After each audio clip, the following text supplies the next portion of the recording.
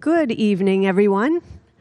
I am Julie Hackett. I'm the superintendent of schools, and I'm really proud tonight to open up the fourth community meeting on our school building project.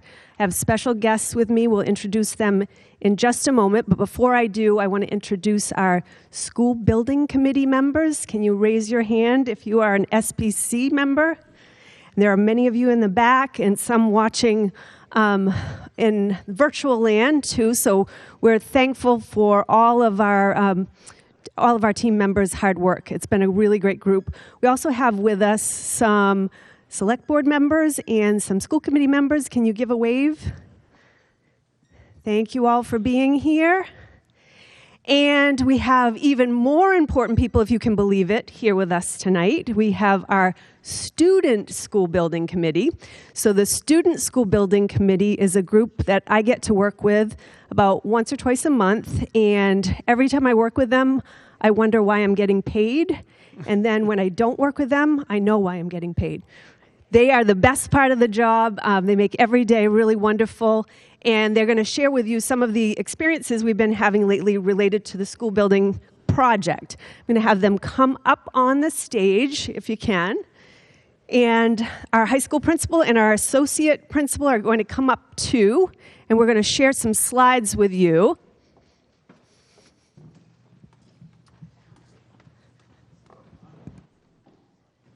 And while they're coming up on the stage, they're going to introduce themselves to you in just a moment. I do want to tell you that since we last had our community forum number 3, we have been to Virginia. We've made a visit to 2 different schools in Virginia, Meridian High School and the Academies of Loudoun. In fact, after the 3rd community forum, that very next morning at 5 a.m., we were getting on a plane to go visit and tour those schools. So we're going to hear from our principal and associate principal, and then we're going to go down through and introduce all these wonderful students who are just fantastic, and they're going to tell you about our other 3 tours in Massachusetts. So we had the privilege of going down to Virginia, and one of the first schools that we went to was the Academies of Loudoun, a magnet school, as Julie was saying, which focused on project-based learning and experiential learning in vocational education and in STEM and STEAM education. We were really interested in that school in the way that it had designed for visible learning so that students in different programs could be seeing what one another were doing and learning from one another.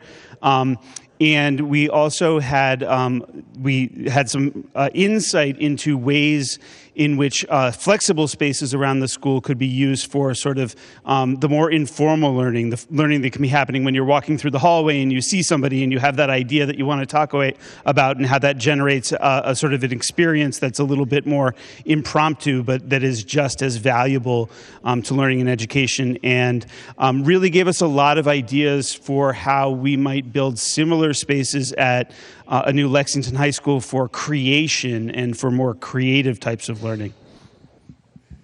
Great, and we then went a little bit further into Virginia. We went to Falls Church, Virginia, to Meridian High School, which was a tall building. This was a 7-story high school, housing around 900 students. And I think that we saw some of those same things that Andrew just described in terms of shared common spaces for students, sort of less structured spaces, and maybe saw some of the advantages and perhaps some of the disadvantages that those spaces might afford. I think that one of the things we learned there was, well, I don't mean to be presumptuous, but 7 stories, you really felt the height of the space, and you also felt the depth of the space. Perhaps we had strong feelings among the group about what it meant to have 2 stories underground, and some of the things that can happen in a high school 2 stories underground.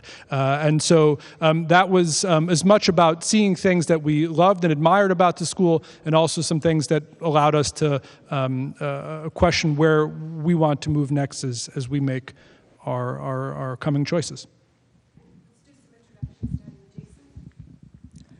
My name is Jason, and I'm a 6th grader at Jonas Clark Middle School. Hi, I'm Sharia. I'm an 8th grader at Jonas Clark Middle School. Hello, I'm John Wan. I'm a 10th grader at Lexington High School. My name's Jason. I'm a 7th grader at Jones Clark Middle School. My name is Alex. I'm a junior at the high school, and I'm also the president of the Architectures Club. I'm Keshav, and I'm a freshman at Lexington High School. My name's Madeline, and I'm a sophomore at Lexington High School. My name's Lola, and I'm a sophomore at Lexington High School. Okay.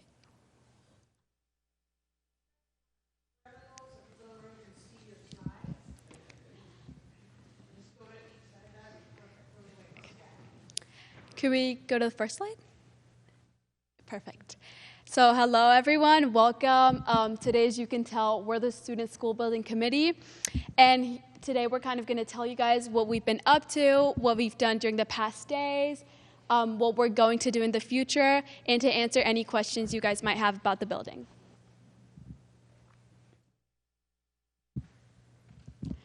Okay, so the Student School Building Committee, as you may have heard by now, is made up of different members of the high school and the middle school.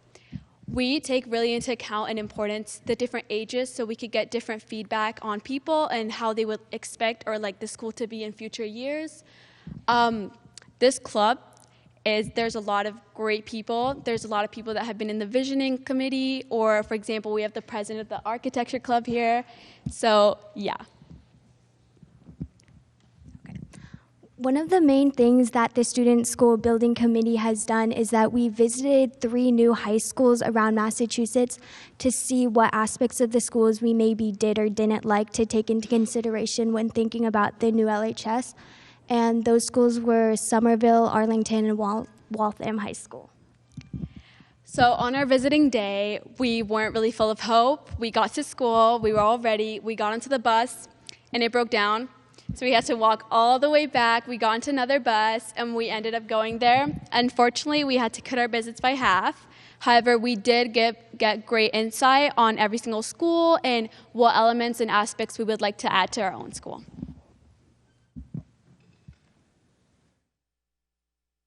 Next slide. Next slide. So the first stop we went to was Somerville High School, and the first thing I want to talk about was the dining commons to the left. They were really good, and instead of having like 2 commons at our school, they have 2 levels of dining on the same area. Very nice natural light, a lot of action, great light, natural light, and the next one we have is the hallways. And one interesting thing was how the whiteboards were like out in the hallways. Like there's many small group activities you could do. Teachers and students can go there too. Next slide. So an interesting thing about Somerville High School was that the gymnasium over there was like actually original. It's not new. They basically renovated it into a combined gymnasium and field house. And what they did was that they actually could fit 2 grades in the field house at the same time, which is nice. And then over to the right, we have the lecture hall, which is their version of the science lecture hall we have at the high school.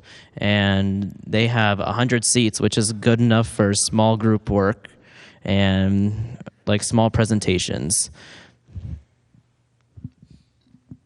Okay, next slide, please. And those bullet points will be on the slide if you want to review them later. The next stop we went to was Arlington High School, and it's spectacular. They had a lot of showstoppers, basically. And the first one's on there on the left. Their auditorium their school is a lot smaller than ours, but their auditorium is almost the same size, and it's beautifully decorated. The acoustics are great. They even hired a sound engineer to handle all the advanced equipment, and they covered the cost by renting out the auditorium to community members, to bands that want to perform. And I mean, that's one of the potentials with the lively Lexington music community that we might be able to have something similar. On the right here is also something really unique is we love these lightings they have, and they hung these in these vertical vertical columns that let light in. And throughout the school, there's a sense of connection through the different levels. And it's also far easier to orient around the school. Next slide, please. On the left there is, again, the auditorium. That's the entrance. The entrance to both the auditorium and the school itself is just really bright. And that geometric design there, it just gives you a sense of this is something special and it's a place I want to go to. I think that's important in a high school. On the right here, we wanted to mention the gender-neutral bathrooms that they had. They had both gendered bathroom and gender-neutral bathroom in the same area, so everybody walks the equal distance. And it's floor to ceiling, a lot of great design. Now, there are some photos that are not on here, but they also had a connected, similar to the vertical columns, they had light going straight through the library down into their main dining hall, and that also gives the sense of connection to nature and to different levels. So yeah, that's Arlington High School. A lot of beautiful art exhibit space that's just a part of the normal hallways instead of being individual areas. So all the students get exposed to all the different subjects. Please. Okay, and as our third and final school we visited that day, we visited Waltham High School.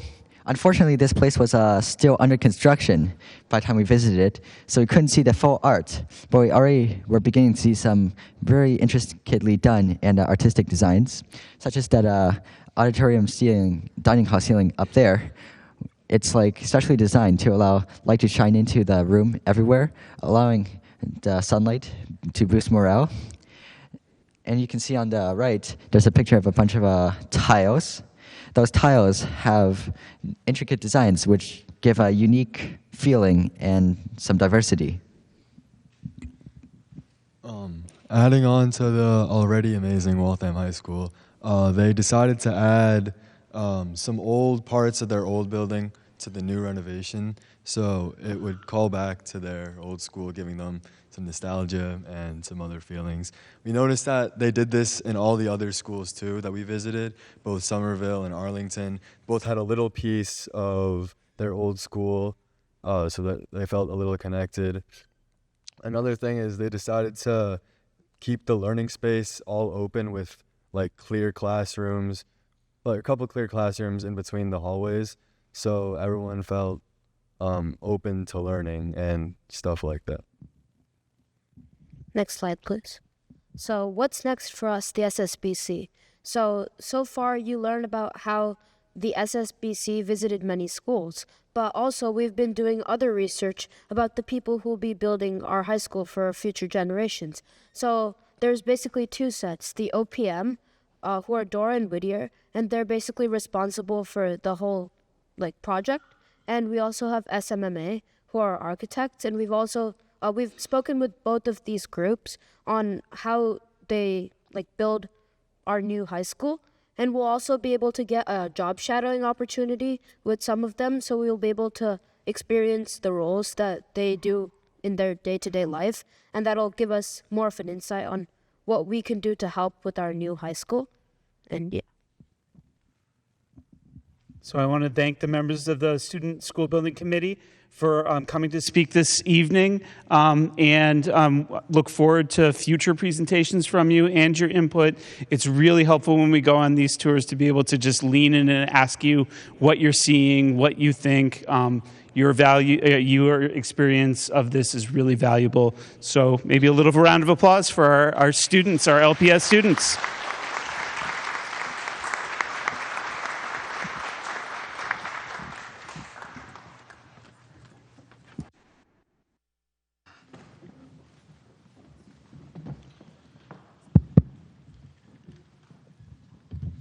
All right, is this audio okay or closer? Is that all right? Thank you, members of the SSBC. Tough act to follow, and we're looking forward to the job shadowing. I'm going to talk a little bit about our agenda. This meeting has a lot of content in it. Our goal is to be, half giving information and half receiving information, so we're going to try and keep our piece of it to around 60 minutes. We just had the School Building Committee SSBC update. We're going to talk a little bit about timeline, where we are in the project. We're going to go through focus group recommendations. We're going to talk about massing studies, which I believe we presented last time, and there are some new versions to go through. We also have conceptual pricing that we're going to walk you through, and then public survey review and public discussion. So I'm going to do a quick introduction or reintroduction for some of you to the folks up here at the table. Jacob is with Doran Whittier. He's an assistant project manager, and we're the OPM. My name is Mike Burton. I'm also with Doran Whittier. Hi, everyone. I'm Christina Delangelo, project manager with Doran Whittier. Good evening. My name is Lorraine Finnegan. I am a principal with SMMA, the design firm. Hello, my name is Matt Rice. I'm an architect with SMMA. Evening, everyone. Michael Dowhan. I'm landscape architect, site planner with SMMA. Hi, everyone. My name is Carolyn Kosnoff. I am actually town staff. I am the assistant town manager for finance. I didn't realize I had the clicker. Okay, so this is a slide that some may be familiar with. We've presented it here. It's on our website. What this is meant to represent is the entire lifespan of the project, including the initial design, completing the design after town meeting, and then construction. So as of right now, anything after the town meeting is our best guess. We have not selected any options at this point, but we think this is reasonable. And just so you can understand kind of how far along the journey we are, that red arrow at the bottom left that says we are here, that's about as far as we are in the process. So as you can all see, we have a very long way to go. So I'm going to focus on the stage that we're in right now, which is represented by that red bar. We refer to that as the study phase. The red arrow shows kind of where we are along this basically 2-year roadmap. And the phase we're in right now is called the PDP. It's Preliminary Design Program, and the operative words there are preliminary design. Any of these massing studies that you're seeing are exactly that. Really the goal of the PDP is to learn about your existing facility, learn about your educational program, which has been approved by school committee. So the educational program sort of drives the size. I'm going to refer to the building as a box, and SMMA is going to shoot me for that, but it tells us how big the box is. The next step is once you know how big the box is, we need to figure out where it's going to fit on the site, and that's what a massing study is. That's about the extent of what we're doing in this phase. We've identified 18 options, which is the goal. Over the next month or so, we're going to be working with the SBC to kind of get that list of 18 down to a manageable number. It could be 3, 4, 5. That will be determined through the school building committee.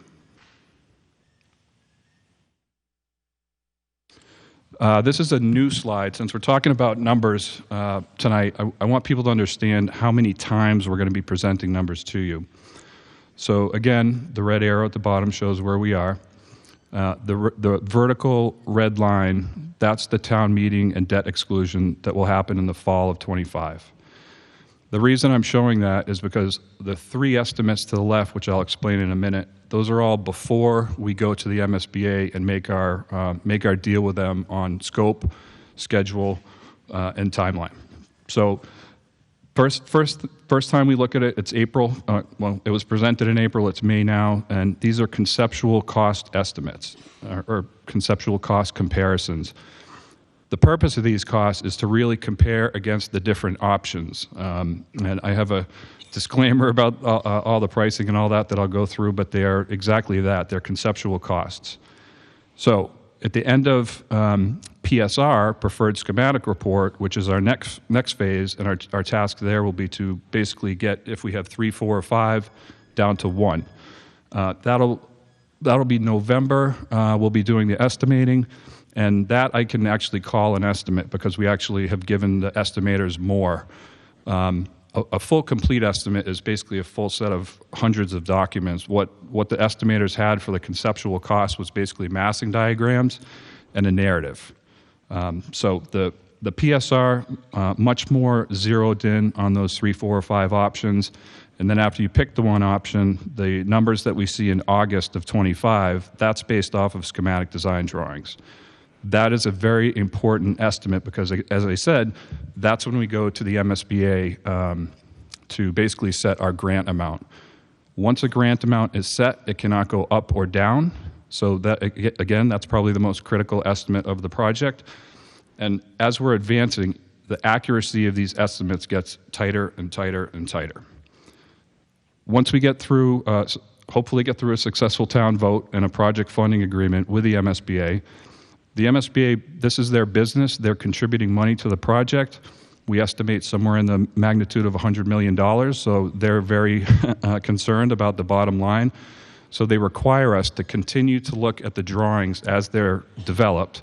So at the end of what we call design development, which is in March of 26, that DD stands for design development, we estimate it again.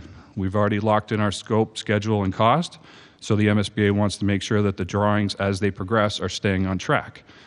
If the number is higher, we do what's called value management to look at scope that we can change, adjust, change materialities and things like that to stay on track. And so we do that in March of 26 at DD. We do it in August of 26 for construction documents when they reach 60%. And then we do it again in January of 27 when we're at 90% construction documents. The last thing, May of 27, where it says GMP, that's when we go out to bids. It's hard bid. We know the numbers. We're locked and loaded from that point. May is going to be a very busy month. On May 6, we've presented the massing options to the PBC. We've developed what we call an evaluation criteria, which has taken the things that we think or the SBC thinks is important to this particular project, and we're going to put the options side by side, compare it to that list based on a scoring metric, and see how they stand. This is one of the tools that we're going to use to help get the list of 18 down to a manageable number, as I said. So that discussion will begin on May 6th. Then on May 13th, a week later, we're going to be looking to the SBC to make a recommendation on which alternates to move forward. On May 20th, and just so I'm clear, decisions like field houses and pools, that is not part of this phase. No decisions on any of that have been made. So 5/20, we look at the whole draft PDP submission. On 5/28, we come back and we look for a vote to approve.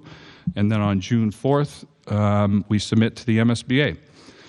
On 6/6, we consider it a community meeting, but we're going to do it a little bit differently because we want to get a different form of interaction. So I'm going to ask SMMA team to kind of talk about the design charrette on 6/6. So the goal with 6/6 is not that we sit up here and present to you, but that we sit together and we workshop. So a design charrette is a workshop. So the goal is truly that multiple members of SMMA will be set up at tables. We'll have all the different alternatives there. We'll ask for you to pick tables, work together, and then we work with you to do a report out. So we're not reporting out what our table had comments on. We're going to ask a community member to stand up and report out on what were the big topics that came up at our table, what are the items that you want the SBC to consider, that you want the architects to consider, what are the things that are important to you, was there something raised that none of us had talked about before, and why was that, and where does that live in the schedule of design? So it's really to try and have a more interactive discussion and engagement with the community rather than a presentation and public comment. So that is the goal of the workshop on the 6th. Oh, it's me. Nope. One more. All right, focus groups. So right at the outset of this project, it was really clear that you have a very engaged community. You have so many town boards and committees that have a strong voice in the community that we did not want to wait until we were in schematic design to hear from you, because there's things that you already have on track, there's things you've done, you've built a number of schools, you have a lot of history behind those projects. And so we engaged with over 40 of the town boards and committees. We broke up into focus groups around these 4 topics: sustainability and MEP, educational planning and equity, site safety and security, and exterior and interior design. And through a number of workshops, we've already had 3 workshops, and we're going to have one more, and I'll just show you what they were in a minute. We've developed a criteria, a list of topics that have been raised. Some we've defined as given. It's part of a project. It's either part of an MSBA project, it's part of a school project, it's part of Lexington Integrated Design Policy, or it's part of LEAD, which is one of the criteria we'll follow for the project. So those are givens. Then there are other items that came up that need further discussion in future phases. Those documents are on the landing page of the high school project website, so you can go and look at those at that time, at any time at your leisure, and look at what were the issues raised, what was the comment that addressed those issues, and where did it fall in? Is that a given? I don't need to worry about it, or I want more information on that and follow how that moves through the process. Each of the focus groups had their own objectives, whether it was educational planning, really talking about what is the educational perspectives. How do we want students to learn in this building? What are the design features that need to be considered? What I did not... Oh, I had that in the wrong order, so apologize. Let me just do that. So the 4 meetings, we met in January. The goal was for us to listen, to hear from your town boards and committees. We then came back in February with our comments. We reviewed and responded to what we heard. We had good communication and engagement over those topics. Coming out of that was a recommendation to the building committee on those givens, and we did what we call a traffic light. We did a green light, a yellow light, and an orange light. We do not have a red light at this time, so nothing has moved to the red light. But there are things that are green light, there are things that are yellow light, and there are things that are orange light. So we've made those recommendations on behalf of your town boards and committees, and we're reconvening in a couple of weeks, just 2 weeks actually, to meet with all the 4 groups together again in a room and go through those recommendations. So now, the focus groups each had objectives. Educational planning, obviously about the educational programming, visioning sessions coming out of that. What does the school want to have? How does the school want to teach? How do the students want to move through the building? What are the new next generation learning environments that want to be created? Those type of topics. Site safety and security. Obviously a lot of conversation around school security at this time, but even beyond that, a lot of conversation about open campus and what does open campus mean from a school perspective as well as from a public perspective. So a lot of conversations about incorporating green infrastructure, parking, student safety during construction. MEP and sustainable. Obviously a lot of focus on energy. This building is proposed to be a net zero energy building, talking about solar PV on the roof, on the canopies, battery storage, energy efficiency, the size of the building that's proposed, how are we going to make that efficiencies, what is the objectives for an MEP system, are we doing ground source heat pumps, which are geothermal wells in the ground as you have at most of your schools, have a conversation about air source heat pumps, a lot of dialogue very early, much earlier than we would normally have it on a project, but really important dialogue to have early and understand your priorities. And obviously wellness and health wellness, a huge part of where we are today. Students spend an enormous amount of time in the building, so the materials and off-gassing and VOCs are really important that we focus on. And then finally, the exterior and interior design. And we'll say we talked about it because we're not at design. So it really was about just understanding the workflow and how we get to these massing studies, working with the program, working with the site components to get to adjacency diagrams and concepts. We are not picking bricks. We are not picking materials. We are not picking paint colors. We are far from that. All right. And here on, if you go to the school website, right here, there's a PDF for each focus group. You can read through what all the comments were, what the responses were, and what the recommendations are to the building committee. So we're going to talk about the massing studies next. But before we do that, because there's been so much conversation, I'm going to hand it over to Matt. I really want people to understand what is a massing study. It's a conceptual planning diagram, to the point that the MSBA asks for figures at this point, not designs. It's conceptual geometry that indicates the overall square footage in both plan and height. It is conceptual siting locations and it's conceptual site circulation. What it is not a design. It is not done material selection. It is not final siting locations. It is not final traffic patterns, and they are not final costs. So we are very, very early, as Mike showed you on the schedule. So I want people to keep that in mind as Matt walks you through what a massing study is.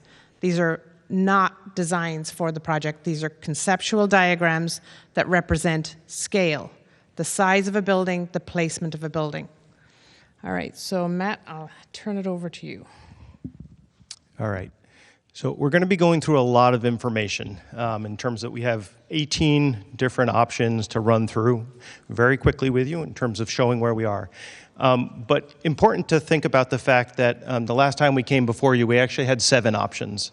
And what we've been doing over the course of the weeks since we met with you last is actually listening to the feedback that we've gotten here, that we've gotten from the building committee, that we've gotten from the focus groups. This is all the feedback loop that we're using to advance all of the options that you're going to see in front of you. So some of these are going to be iterations, developments on some early options. It's all an evolutionary process. And really the goal here when we get to the end of the 18 and in a couple weeks, the building committee is actually going to be voting not for the final option. We're going to be voting for a selection of them to move forward. The number of them that are going to get moved forward is even not set. It can range anywhere from a minimum of 3 to an upper end of whatever we want. So that's just something to keep in mind as we move forward. Another sort of preface to this entire collection of 18 options that we're going to be looking at is they're going to be falling into 4 different categories. So I'm going to run through the categories just so you can sort of establish that mental framework to understand sort of where they're going to fall in terms of the 18. The first category, and there's only one option here, is for the code upgrade option. This is a required option that we need to look at from the MSBA process, and it really sets a benchmark. And really what we're doing here is not making any addition to the building. Really what we're doing is just fixing the building. You can think about it like that. So we're solving accessibility issues, we're solving code issues, but no changes in terms of the physical structure of the building. Really it's, again, establishing a baseline for how much will the community need to invest just to address sort of the basic organization and sort of needs of the building itself. So the next grouping of options that we're going to look at are new construction options on the existing fields. You see the star located off to the left-hand side. Everyone knows where the fields are. The thought here is that we actually minimize the disturbance to the existing school by building on a site that is adjacent to it. It will provide the best experience in terms of teaching and learning in the existing building throughout the course of construction.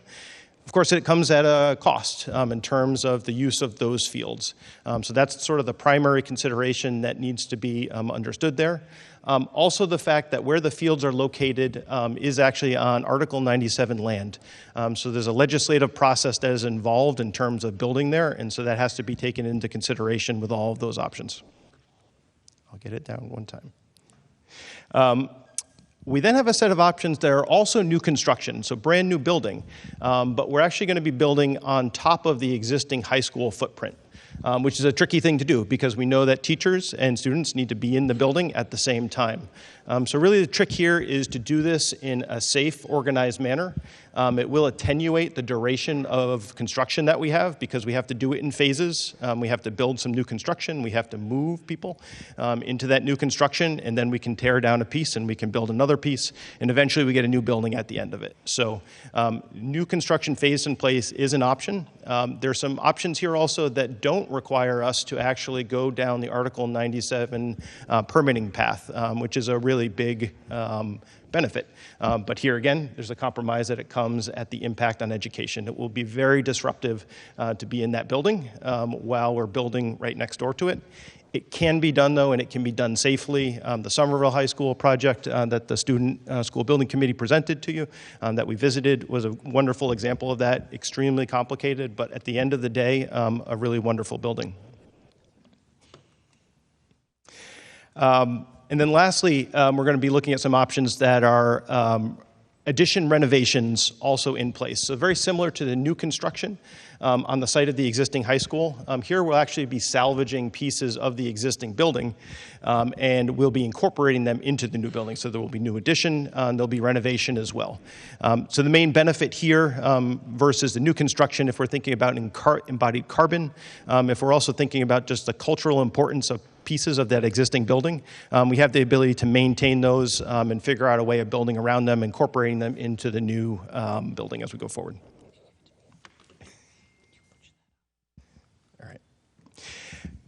All right, so we're talking about those 4 groups, those 4 categories of different options. These are the 18 options that you see here in front of you.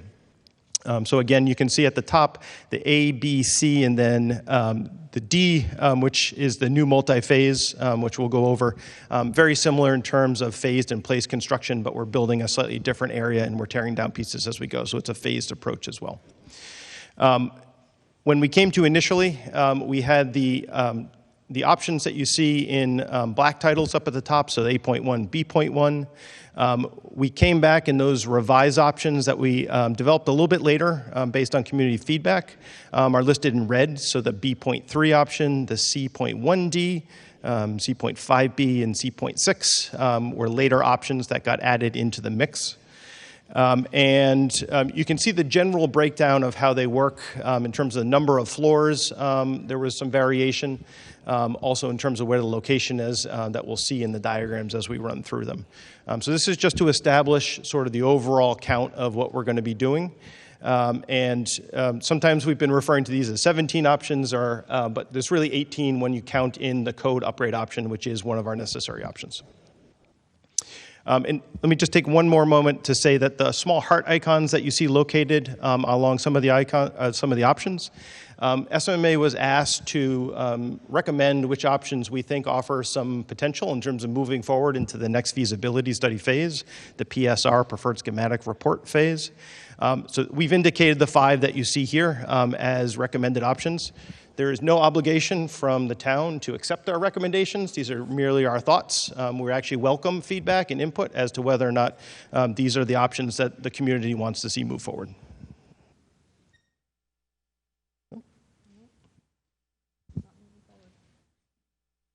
Might need to help. Oh, there we go. Okay. Yep, so I'm not going to spend too much time on the code upgrade option again. We're just fixing essentially what we have here. So we can actually go through these different options in terms of the code upgrade. The existing building, I think everyone is familiar with the existing building, the various parts and pieces and vintages of it. So this is our first renovation addition option. Again, phased in place construction. This option works by building the section of the building off to the right-hand side so that we can actually use that for moving in other portions of the building, occupied classrooms. But it's also going to rely on the construction of a large amount of modular classroom buildings located on the fields. So even though that we do have options that are staying off of the fields in terms of a general strategy, there may be the necessity to use the fields still during the duration of construction for either temporary modular classrooms, for potentially the installation of a geothermal or ground source heat pump well field, or potentially laydown area, or temporary parking. Laydown area or temporary parking, we can also think about those as potentially being off-site, but if they're off-site, they will have a cost in terms of rental for those items. So again, this is all about trade-offs in terms of understanding what the realities of the different options are. A three-dimensional view. We actually have the physical models that we brought with us. We welcome anyone afterwards to walk up and we can sort of take you through a tour of the physical models, but we just have some photographs of those. So the second renovation addition option actually flips the mass of the building around the science and math wings to the northwest of the building. And so a large portion of this is new addition, but we keep and renovate the existing science and math buildings. And we can actually create a new interior sort of protected quad space as an outdoor learning environment, a place of respite within the overall building itself. All right, and then the three-dimensional view is that as well. With the models, you'll see that on the parking areas that we have surrounding the building, we are showing the photovoltaic canopies that are going to be necessary in terms of meeting the net zero energy goals of the project. So that will be a constant that you'll see. The third addition renovation option, and again, this is one that was developed, I think, in terms of feedback that we got from the community. This was built on top of the existing building in terms of the new construction portion of it, the addition portion. But here we would actually be preserving the auditorium space, as well as the original main entrance to the building. So the C and I believe D building designations. So the benefit here is that we really take a really high value asset of the existing building, one that we know that there's a lot of love for in terms of the overall resource that's there, but also combine that with the original main entrance, orient the building to the north, and make that connection through Muzzy Street to the center of town as well. That is sort of the historical roots of the school. Three-dimensional view of that. You can see here that we have on the right-hand side of the new building that you see in white, a new field house shown. It's important as we go through to understand that the field house itself is an add-on cost, as Mike had indicated earlier, and we'll get into a little bit more in detail in terms of the logistics of that. But each of these options that you see could, in theory, have a field house or not. This one is a little bit unique in terms of the field house, though, that it's not built on the footprint of the existing field house. A lot of the options that you're going to see really have that option to renovate the existing or build new. This one is slightly different. All right, so those are the addition renovation options that we have. We also are now going to jump into the new construction on the field options. And so there's a lot of these that we'll run through. And really, these have evolved both in terms of the footprint. So this first grouping that you see here are all three-story options. And really the feedback that we heard is that we wanted to think about going higher with the building. The benefits of that are really that we preserve more of the site area for a lot of the site program, because there are a lot of things that we need to accommodate on the site in terms of fields, in terms of parking, and even the potential for, again, the ground source heat pump wells that we're putting in. So what we actually looked at after the three-story options is a collection of taller buildings going up to 4 or 5 stories. And then I think we have another grouping of them as well that in addition to actually having a more compact footprint, we actually began to take a little bit more of a, I would say, respectful stance in terms of the natural resources on the site. That's code language for wetlands in terms of what we have there. And there's still some study being done in terms of exactly designations, but we wanted to make sure that we had good, successful schemes that were as respectful as we could be with the natural resources that are on site. So that's the collection of these 4-story options that you see here. So we're going to run through those. Again, we're jumping back a little bit in time here now to the 3-story options that we're looking at. Okay. Just one salient point to point out here is just the bar towards the northern or top of the building, the plan here, is oriented in east-west orientation, which means that the majority elevations of it are facing north and south. What that does is really gives us wonderful ability to access daylight into the building and to control it in the best way. So as you're looking at a lot of these options, the orientation of the classroom wings is a big driver in terms of our design thinking, as well as the impact and perception of that particular piece of the building in terms of the surrounding neighborhood and community. This particular option is probably a critique of it, is that it is a very long elevation facing to the north towards Park Drive. And so as you see, as we move forward, you'll see some actually breakdowns of that volume to help really ameliorate the impact to the surrounding community in terms of the perception of the building. And so this is a very good example of that. This is a 4-story version, but also that classroom wing is broken into 2 pieces. And again, you can get a sense of how that building masses up on site.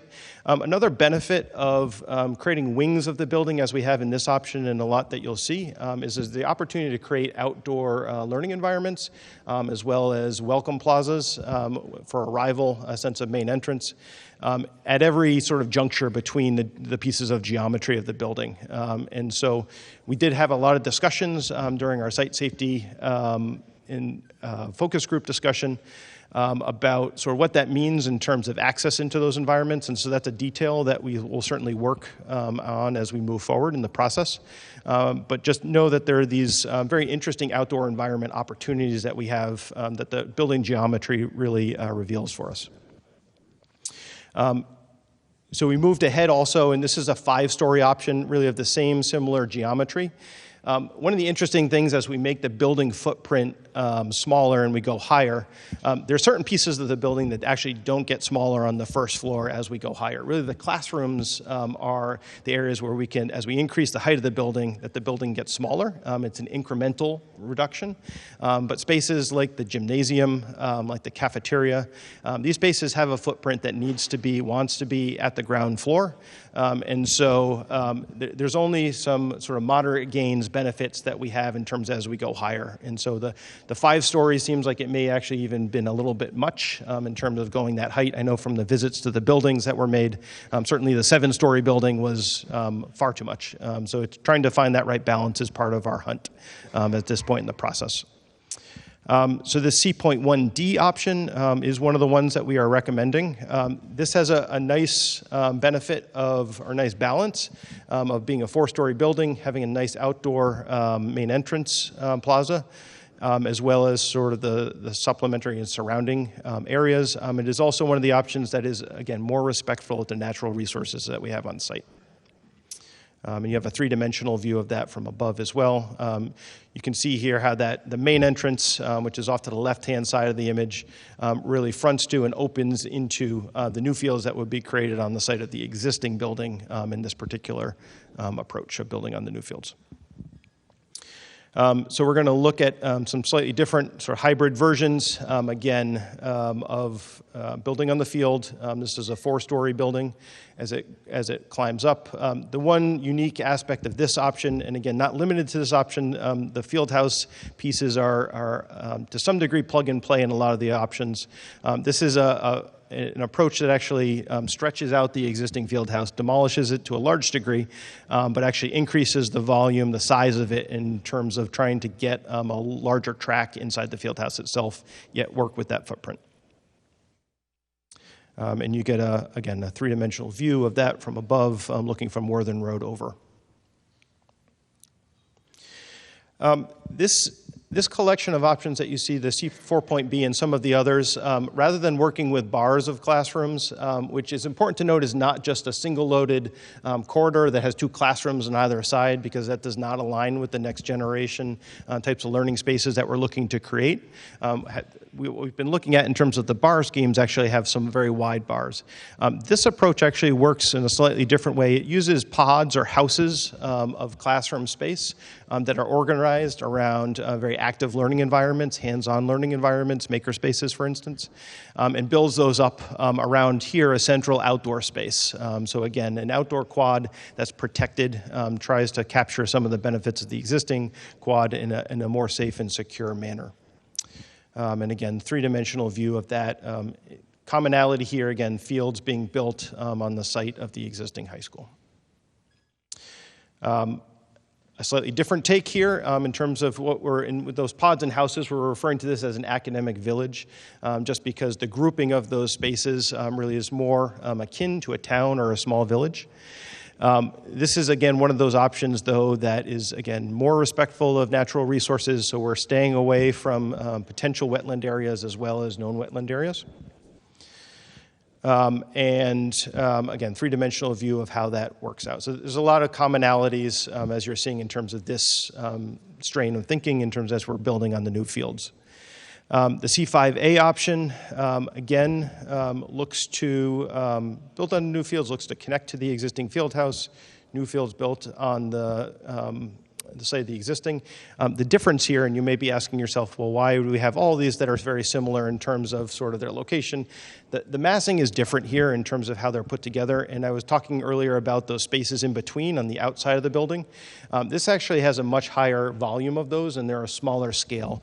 So they offer a different opportunity in terms of that outdoor environment, and really having that variety to look at and think about is an important part of this process. And then C5B, again, a similar approach in terms of how the massing is put together. Here, though, we are, again, staying away from the natural resources that are located across the site.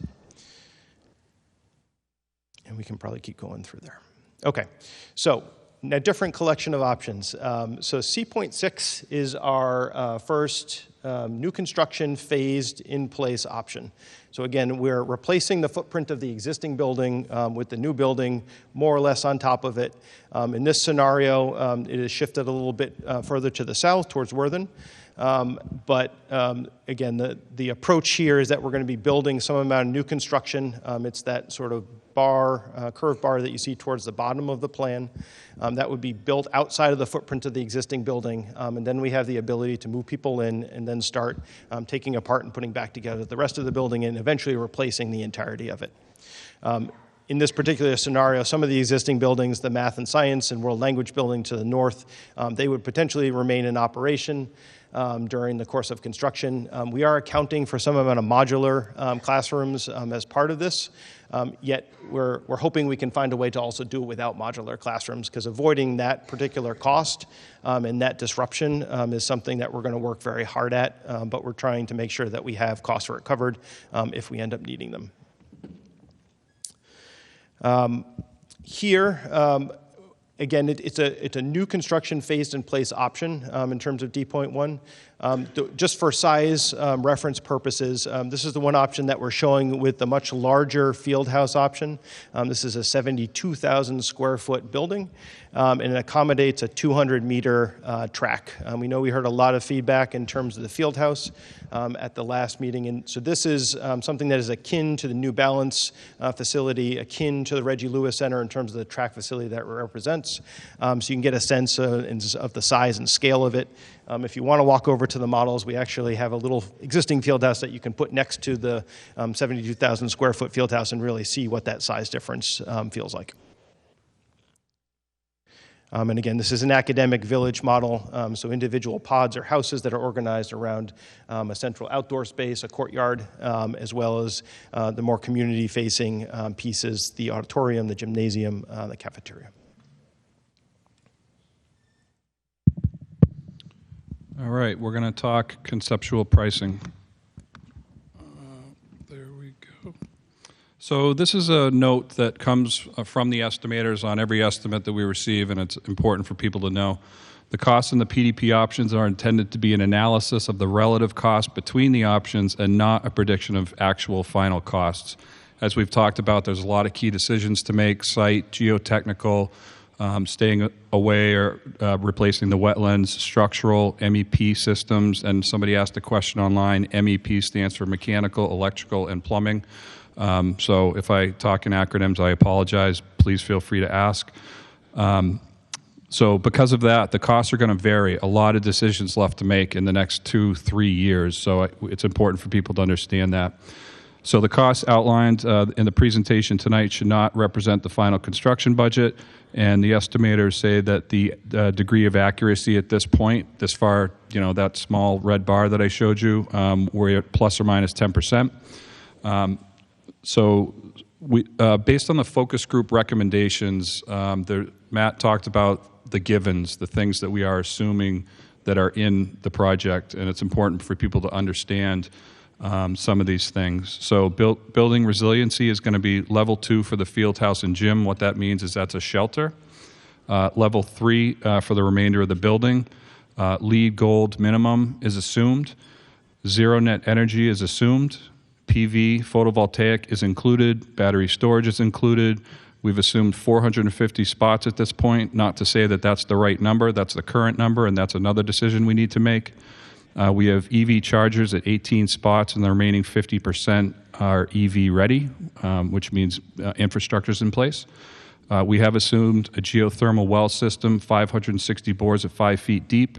Matt talked about modulars. We have included those costs in the listed options. All of these options maintain the same quantity of fields that are there today. It incorporates Lexington's integrated design policy and specialized stretch code. It's an all-electric building, meaning no fossil fuels, and all of the options meet the educational program requirements as voted by school committee, I think in March, except for the base repair because it doesn't address the overcrowding. So we'll show you the numbers in a moment, but we need you to understand how they're created. So the base repair option is roughly $300 million to just repair it, and it doesn't fix the educational problem. There's add renovation options. There's 3 of them, and they range from $590 million to $670. The new construction options from $590 to $630, and then that's just for the base educational program only. And then, as you can see down below, there's a list of things that we've heard that people have asked, and so we've provided pricing for them on things like field house, pool, district offices, and they're all listed below. And I'm going to leave this on the screen for a second because I'm not going to read through them. And I also want to share that everything you're seeing here tonight is going to be posted on the website. So I did see a couple people taking photos. It'll be on the website, so you can have all of it.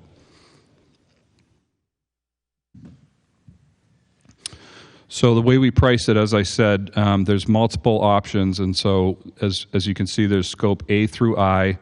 We have a description. GSF stands for gross square feet, total project cost, and we've shown the annual cost per household for taxpayer impact.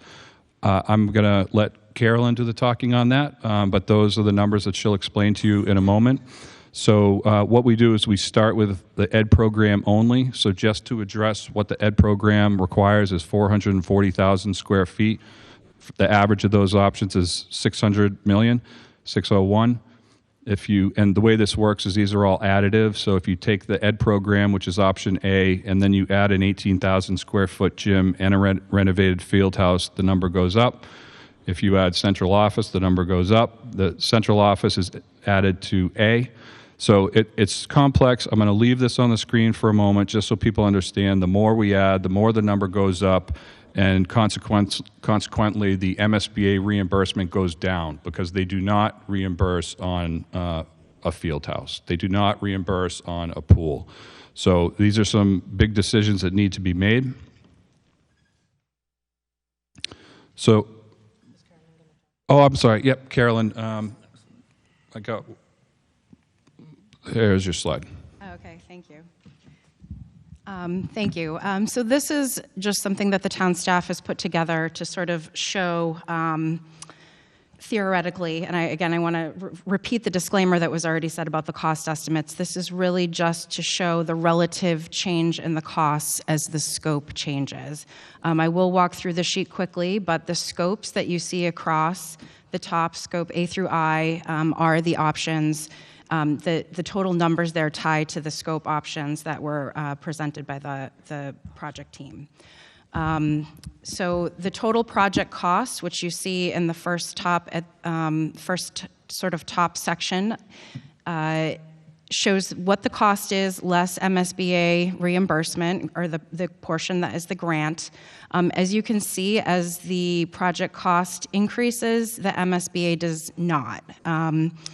And the reason for that is because they are going to reimburse us on the base program and not as we add items that are out of sort of their base, reimbursable expenses. They're not going to send us more money. So in any case, the net financing amount is about $100 million less than the total project cost.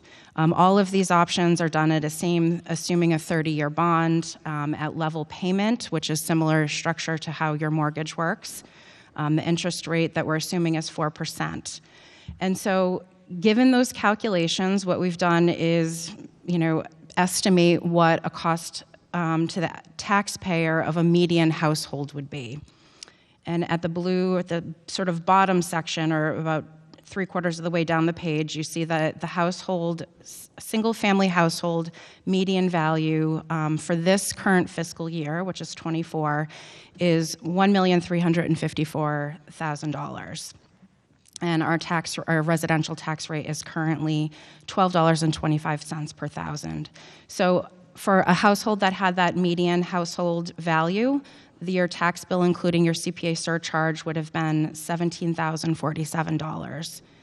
And all of the options that are sort of presented here are in addition. So the line that says high school annual cost per household, that is for that median value And you could see again the way that it's increasing in scope. So if we chose scope A, which is sort of the base option, which is a $601 million project, that would add $1,699 to the taxpayer who has a home of median value. And it does obviously escalate as you go up and add additional cost. And just for rough order of magnitude, every $50 million that you add in construction to this project is going to add about $200 to the base tax bill. For the base scope A, I did put the percentages across the bottom, and so the percent increase over your current bill is going to be at about 10% at that base option. And then going all the way up to scope I, it would be more in the magnitude of 14%. Thank you. Thank you. And there was a question online if that takes into account the MSBA reimbursement, and the answer is yes. Actually, there's one more thing I did want to add in here, if you don't mind, that I meant to touch on. So one thing that many of you who have been following the project and the town finances over the last, I'd say, 5 years, have probably heard that the town has been planning for this and has been planning ways to mitigate the impact to the taxpayer of this project. So there's actually two ways in which we're looking to do that. One, as you, again, probably have heard, this will be presented to the voters as a debt exclusion vote. Typically, what will happen is when a project is approved, all of the debt that's associated with that project would be above the limits of Prop 2.5. And so what we have done over the last few years is built some capacity within the tax levy to absorb some of this debt service. So right now, if the annual debt payment that the town will owe is about $26 million, at this point, about $4 million of that will be within the tax levy, so would be part of what your normal bill would be. And we would only have to bond about $22 million over, exclude that additional. There is another component to the mitigation. So that is already factored into the numbers you are seeing here. There is another component of the mitigation that is not on this page right now, and how we are applying that is still going to be a policy decision, which will continue to be discussed at financial summit meetings and select board and other meetings as we go through the next couple of years. And that is, we have right now about $32 million set aside to assist with paying for this project. By the time we put a shovel in the ground, it'll probably be closer to $40 million. Hopefully we'll continue to increase after that, but that's sort of where we're at right now. So thank you. Thanks, Carolyn. So we put a slide together to put the number next to the picture because it's hard to follow with 18 options, and so we tried to put this. It's just important for people to understand the numbers that are next to those graphics. That is for the base program only. Some of these images you can see have either a rectangle field house, which is in blue, or a round renovated existing field house. There's C2B, for example, has what looks like sort of an oval. That would be that an expansion of the existing field house. So we just wanted people to be clear.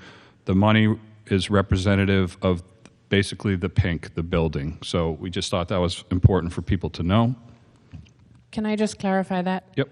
It is the building and whatever site is displaced, including parking. So it just doesn't include the added programmatic components such as the field house, the pool.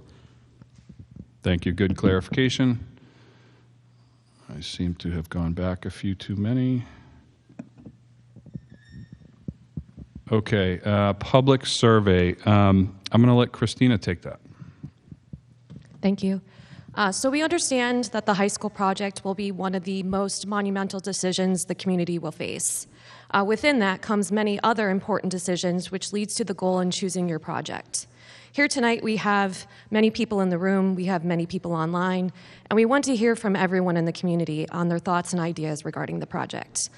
Our solution is by using an online survey/exchange called Thought Exchange, which we hope it can help the community in making these tough decisions. Thank you. What is Thought Exchange? It is an online AI-based engagement and experience platform that deepens engagement, enhances data, and provides faster and easier analysis and actions using Thought Exchange. It is a special and unique two-way process to bring people together on important topics, which replaces the methods used in traditional surveys with a naturally collaborative platform. It can turn everyday challenges into opportunities for engagement and growth. Participants are asked to share your thoughts, questions, or comments, to read and rate thoughts shared by you and other participants, to view results, learn what matters to the group, to re-engage, to come back and as the exchange updates. So as of tonight, if you go to the next slide, we have a little video that we're going to show that just kind of quickly explains thought exchange, and then we're going to go over the actual thought exchange. Around the topics that matter the most to you. Every exchange starts with an open-ended question that your exchange leader will share with you through a unique link. With Thought Exchange, you have the opportunity to offer as much input as you want. Best of all, your responses are confidential, so you can feel free to be as candid as you like. You can also view other people's ideas and rate them. All participants can see which of the group's ideas have risen to the top. And so that you're never left out of the loop, we made sure that you can participate in exchanges from any device, so you can join the discussion wherever and whenever is most convenient for you. Thought Exchange. Join the discussion today and help your leaders make better decisions for tomorrow. So as of around the topics that matter the most to you. So as of tonight, the Thought Exchange, the first round of Thought Exchange, is live.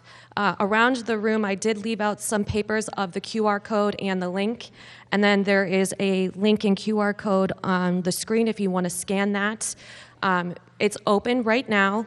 It's going to ask you a question, an open-ended question with some other decisions that need to be made. And the Thought Exchange will be live through May 16th at 11:59 p.m. We will share Thought Exchange on the project website. It is actually up on the project website right now on the front page of the project website, where you could also scan the QR code there or put in the link so that way you can access the exchange itself. We'll be email blasting out the Thought Exchange to the community, sending it out through the school district and other distributions that we've used for the community meetings. It's really important that we get your feedback. Like I said, we want to use this as our first round of participation regarding the building project. The idea is to use Thought Exchange many times throughout the key decisions that need to be made on this project, and we hope it's a way for us as a project team and the building committee to gain consensus as far as what the community supports regarding the building project itself.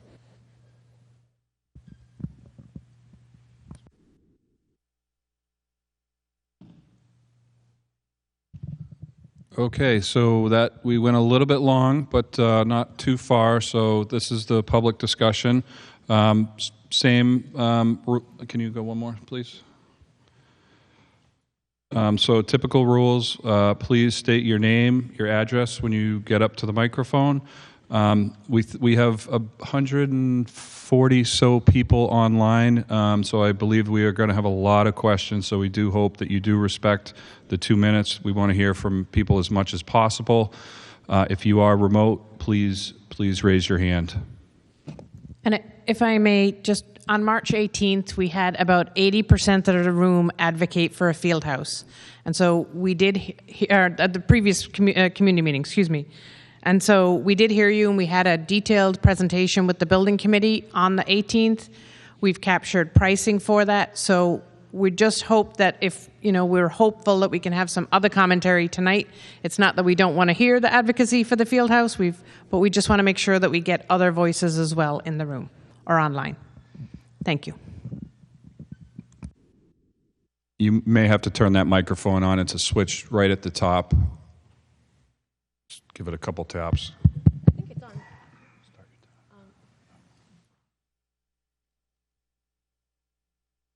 Yes, I think we're good now. I can be heard, right? And across the planet? Good. Okay. Well, first of all, my name's Peter Kelly. I live at 24 Forest Street. And I'm disappointed that there wasn't a mechanism in this technology that my handout, which is out in the hall, a single-page, two-sided handout that reflects a position that is something I think the community should consider with respect to this project. I want to let it be, and since it might not be available online, I would like to say that I'm Peter Kelly. I can be contacted or reached by Peter C.J. Kelly, and E.Y. Kelly, at gmail.com. That's Peter C.J. Kelly at gmail.com. Now, I want the community to realize that I am very much in favor of the high school project. I chaired the building committee in 2000 when we did the work. At the time, we spent considerable money in what I call the core buildings because we felt that although they needed some changing as education changes, we spent some money. We did money, we put a library on it. We did a lot of work in the auditorium, put a new gym floor. We put thermal pane windows in the early buildings. We did not do that in the 62, 64 buildings for a lot of reasons. I'm very pleased, quite frankly, with how this has evolved from just dropping a big, massive building on the playgrounds, which I think is absolutely essential that we keep open to keep that concept of the recreational nucleus of this community. I also think it's vital that we use the south side, the arterial street of Worthing Road, for access, primary access, bus circulation, and not try to get that to happen on the north side because that's where all the houses are. And thanks very much. I got more to say, but I'm out of time. Thank you very much. Sir? I need the timer back. So I'm from Flores. I live in 2652 Mass Ave. I have currently 4 kids in the school district across all different levels. And first, thank you to the committee, particularly to the student who presented earlier. I think that's just commendable and you require a round of applause for them. The other thing that we have to think about is that what we're discussing here today, definitely not, my kids will not see this based on the timeline, and definitely, but it's something to think about in terms of committing to the future. And every time I think about, and it's something that we have to do for the town and for the future of our children, our high school is one of the top high schools in the state, despite the building. So imagine what could we do. And every time I go, my kids represent the different schools in different sports. And every time I go to a different school, whether I drive by the Waltham, like you said, even in Winchester, which is a comparable sized town, I'm always very impressed by the school, by the fields that they have, and I ask myself, why not us? Why not Lexington? And I understand that we're not going to discuss you said not the field house. I do think that we have, that if our teams are able to achieve what they can on the sports level with the current field conditions or even the field house, imagine what they could do when something is amazing, that they can do everything similar to a pool or even to having the hall where they do music or everything else. It's just something that for me, the school is such a priority because with what everything is happening right now is a safe space for our kids that we have to protect, and that's a priority for us more than just rebuilding the downtown for the whole, more than just creating a new police station. Everything that is a safe space for our next generation should be #1 priority, and hence the reason why I would be in favor of, and I hope others in the town support funding the best school that we can possibly do for our kids. Thank you. Thank you very much. Why don't we do 2 more in the room, and then we're going to do 2 online. So why don't we, is that on? No. Dave Barry, 43 Somerset. 2 kids out of school, 1 still left there. Besides Go Big Fieldhouse, wanted to talk about 2 things. One is, when you guys do your presentation and you talk about the different types of constructions you're going to do, it'd be helpful to see which one is Belmont, which one is Somerville, which one is Arlington, which one are the other ones, so we can see how they did it. Did they do phase in? Did they do new construction? So we can compare a little bit, so people, when we drive around, we go say, oh, there's the Belmont School. Did they just build that on top? Or I know Arlington's huge when they go up. So it'd be helpful if we had the different proposals, what the other schools did on the proposals, kind of a statement. The next comment is talking about the central office. I don't know if anyone's talked. It seems that's now a fait accompli that we're doing a central office. I don't know when that happened, but it sounds like there's extra parking, which is another problem. And I don't know if anyone's talked about what's happening to Old Harrington then. Is that going to be extra cost to then turn Old Harrington into something that if we just leave central office there is another cost we can save on. I don't know if that's something that's been discussed or not because it's an existing building. So I just wanted to bring that up to attention of maybe there's some cost savings there if we leave the old office there or we sell that out to somebody else with condos, whatever. I don't know if that's been discussed. Thank you. Thank you very much. Hello, I'm Sheila Wilson, 11 Baskin Road, and I wanted to bring up the parcel of land 41 Worthen because I saw that it was highlighted in a few of your scenarios, and I was a bit surprised given that recently several of the articles were passed protecting trees in the town, and that would mean that 41 Worthen would destroy, as a staging area, that would impact so many of our trees. And when we think about wetlands and we think about the community, it would have a significant impact. So, for me, my husband, my family, neighbors, we're looking and we just don't understand why that is still under consideration when so many other areas such as wetlands and the community and the quad and open areas, which are all noteworthy, but so is 41 Worthen. And I would like to ask the committee to give that very, very strong consideration, the same way that you give the parks consideration. And having had 4 children, not that long ago, graduate, and I have to say very successful. They did very well in the school system. I'm very passionate about Lexington High School. I live in the neighborhood, and I really would implore you to please give that very strong consideration. Thank you. Thank you very much. Why don't we do 2 online? I think Robert Creech, you should be able to speak now. You can hear me okay? Yes. Okay, great.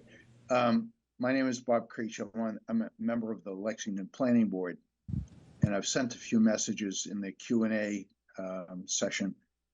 And I just want to say that you need to be aware that town meeting has approved 2 new bylaws. One of them is MBTA communities, and the other one is special residential development, both of which allow by right multifamily housing in Lexington. And I'm telling you that there are a number of projects in the works, and the Lexington High School and the Lexington school system in general must be prepared to accommodate many, many, many more students over the next 4 years. So I like what I see. I like the design of the projects that you put forward, but form follows function, and we must be able to accommodate, and you can't build your way out of this problem. I think we have to have a non-in-person option for our school system in order to accommodate many, many more housing units in Lexington. Thank you.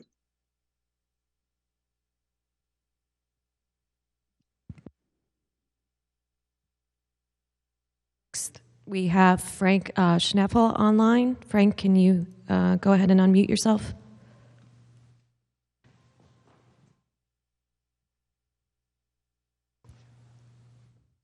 Frank, can you hear us? Sorry, yeah, no, it took me a while to find the right unmute button. Sorry about that. No worries, thank you. Frank Schapfel, 303 Katahdin Drive. Can you hear me okay? Yes, we can hear you. Okay, great. I have 2 kids that successfully went through Lexington public school systems, and 2 more about to enter Lexington High next year. I'm interested as to where within the decision matrix the impact to the current students factors into the timeline planning, and just want to say that should be really important. That we've got this treadmill of the next 4 to 6 years of students that are going to be impacted by the construction, but unfortunately will not get the benefits of the investment that we're doing as a community. And just want to make sure that we acknowledge and respect the impact to, the next 4 to 6 years of Lexington High students. Thank you. Thank you. Couldn't agree more. Rachel Summers, we'll come back to you. We got a couple of folks who have been standing here for a bit, so we're going to do 4 in the room, and then we'll come back to you. Do you want to go? Hi there. Olivia Kelly, 44 Grant Street. Move this. I just had a couple of questions. The first is, does the costs that you guys are presenting include the cost for replacing the fields, the Lex Rec fields? So all of those include the cost to replace all those fields? Okay, great. The second question is, how much of an impact does this town's sustainability goals affect the cost projections?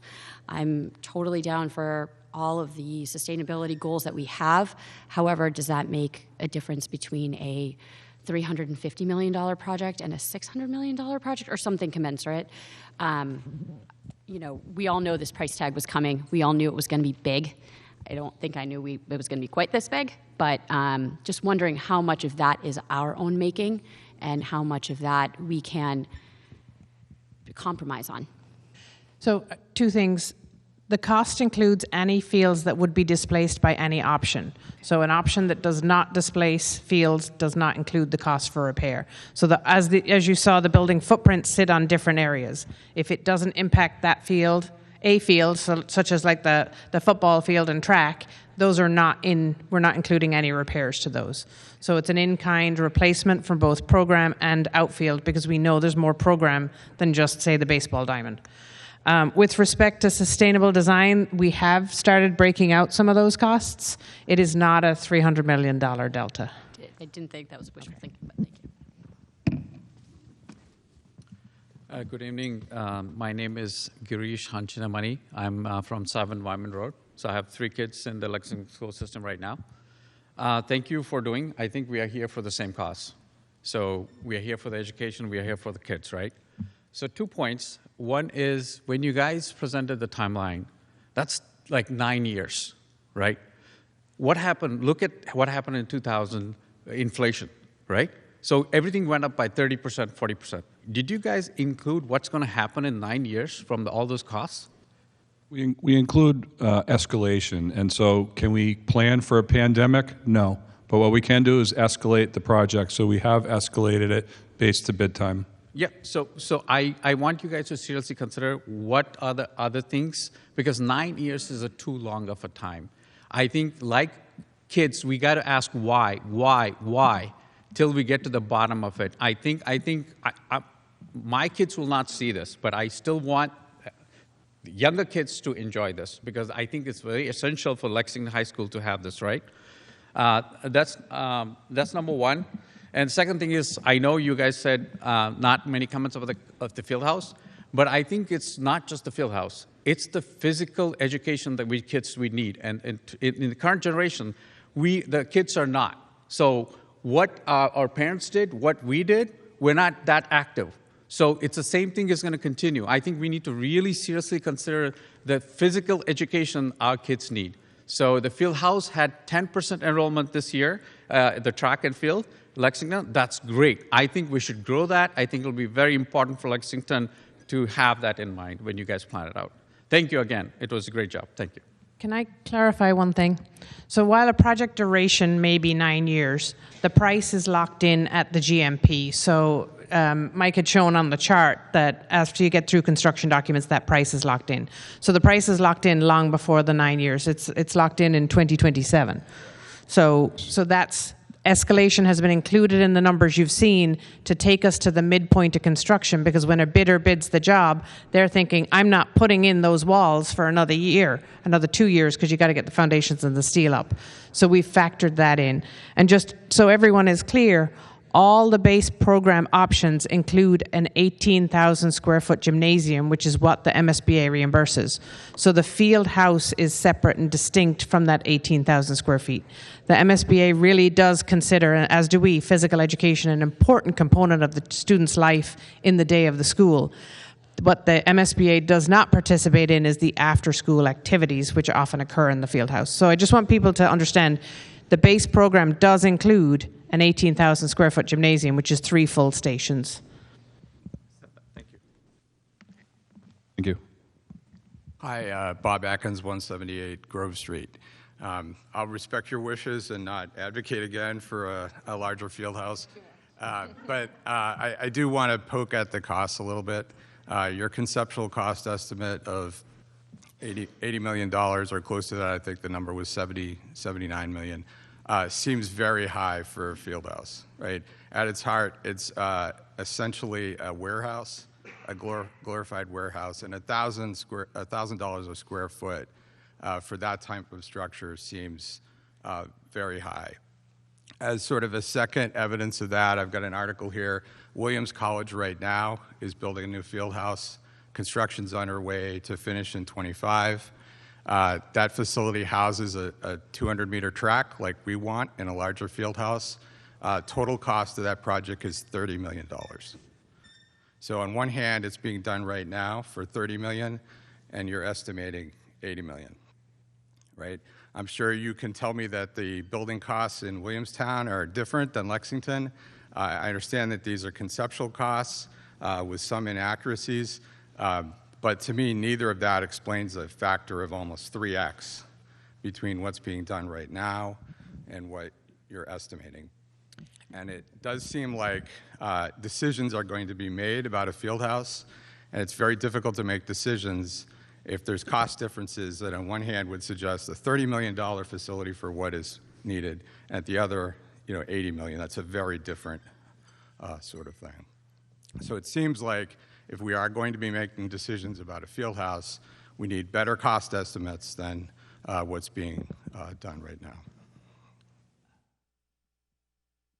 So a couple of things. I want people to understand all our numbers are referring to project cost, so not construction cost. So I just want to make sure when we do compare something, and I don't know if you're comparing to project or construction, but there is a difference between construction cost, which is the cost you pay the contractor for the bricks and mortar to build a building, versus the total project cost, which includes all the fees associated with designing it, engineering it, overseeing it, as well as fitting it out, equipment, etc. So that encompasses the full project.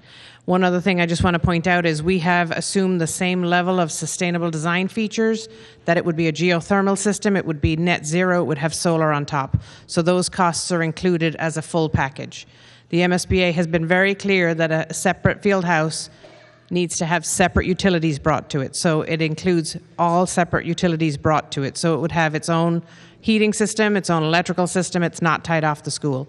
So that does change it. And again, we are at a conceptual level. So I do want to remind people of that. So there's a lot of comparisons that can be made. And if you look online at the March 18th School Building Committee meeting, you will see we've done a bunch of research on field houses across the state. There is no public high school that has a 200-meter track. So we've reached out, that is clear. So I would urge you to look at that presentation. There's a lot of information in it on construction costs for other field houses, as well as what we're looking at for the components of a field house.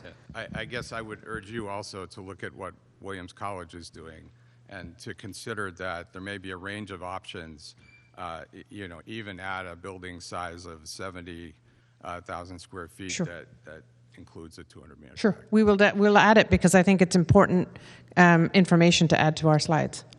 Thank you. Why don't we do one more in the room, and then we have a couple hands up online. Hi, Drew Pomerantz, 27 Sherburne Road. I've got 2 kids in the schools, one at Hastings, one at Diamond. The older one had the privilege to attend Hastings while it was under construction, and now it looks like she's going to get to double her fun by going to high school in a construction zone for most, or maybe even her whole time there. So I want to talk about what was going to happen during the construction. Apparently, the committee has heard many opinions about the field house, which I think makes sense because athletic experience is often one of the defining moments of anyone's time at high school. During the construction of Hastings, they chose the model where the new facility was constructed on the fields of the old facility, and certainly the most disruptive part of that was loss of access to the fields during construction. Thank you for presenting us 18 options today. It seems like most of those options also include construction on the existing athletic facilities. So I was surprised not to hear any discussion on what would be the temporary fields available to the students during construction. So I have two requests to the committee.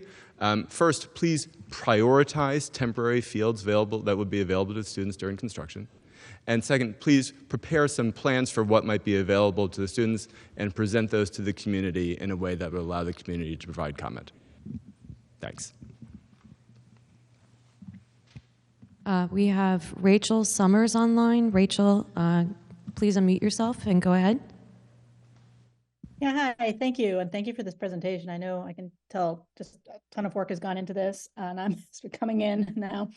I want to talk a little bit more about the trees, and I want to say this with appreciation for the huge number of variables going into this project. But just as I heard that this grove behind the field house might be under consideration for relocating or building, I thought it would be useful just to try and get a little bit more data. I actually went out and bought a tape measure and measured some of the trees, and in that determined that there are some, there are about 20 trees that are in the 50 to 100 plus year old range. Oak trees, which are a keystone species here.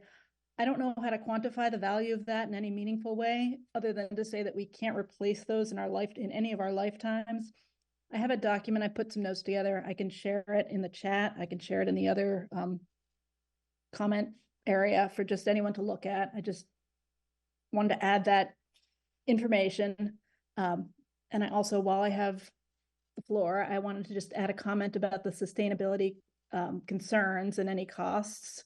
That is, people are considering any cost increases on sustainability features, that they are taken in consideration for savings in the future, and not just looked at as a line item.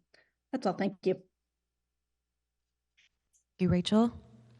And then we also have Umesh online. Umesh, if you could unmute yourself and go ahead. Good evening. Umesh Law, 34 James Street, town meeting member, precinct 7. A big part of the cost to the taxpayers for this project is driven by the interest rate for the bond that's going to be issued. Can you speak a little bit about the basis for that 4% and how current it is, given the recent run-up in overall interest rates? Thank you. This is Carolyn Kosnoff, the Assistant Town Manager for Finance. So I would say that 4% is probably a conservative estimate of what our interest rate would be. The most recent bond that we issued for the Lexington Police Station construction was right around 3%.